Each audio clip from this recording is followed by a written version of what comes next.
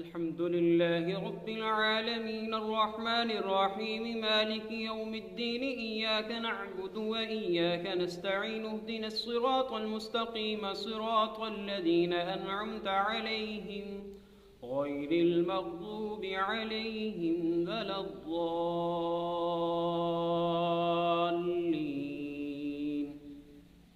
بسم الله الرحمن الرحيم.